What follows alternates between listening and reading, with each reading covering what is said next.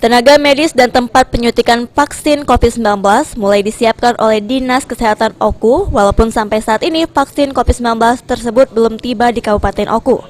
Kabid Pengendalian dan Pencegahan Penyakit Dinas Kesehatan Kabupaten Oku, Andi Prapto, mengungkapkan, ada 18 puskesmas dan 3 rumah sakit yang sudah diusulkan ke pemerintah provinsi untuk menyediakan layanan penyuntikan vaksin.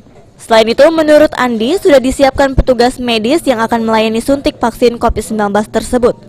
Informasi pelaksanaan vaksinasi COVID di Kabupaten Ogan Komering Ulu.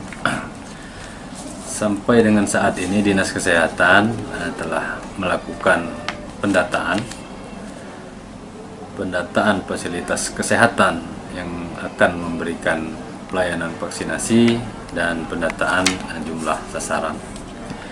Untuk fasilitas pelayanan kesehatan nantinya kita ada 18 puskesmas ditambah dengan 3 rumah sakit yang sudah kita daftarkan sebagai tempat pelayanan pemberian vaksinasi COVID-19.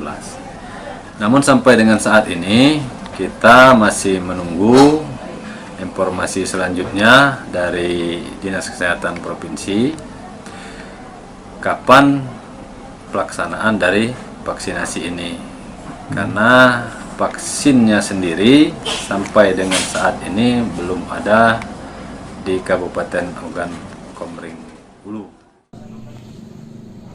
Meskipun mulai mempersiapkan tempat dan petugas, hingga saat ini belum ada satupun vaksin yang tiba di Kabupaten Oku, masih menunggu informasi dari pemerintah provinsi dan pemerintah pusat terkait kapan dan berapa banyak vaksin yang akan dikirim ke Oku, serta menunggu siapa saja yang akan menerima vaksin tersebut. Ari Pranika, PAL TV.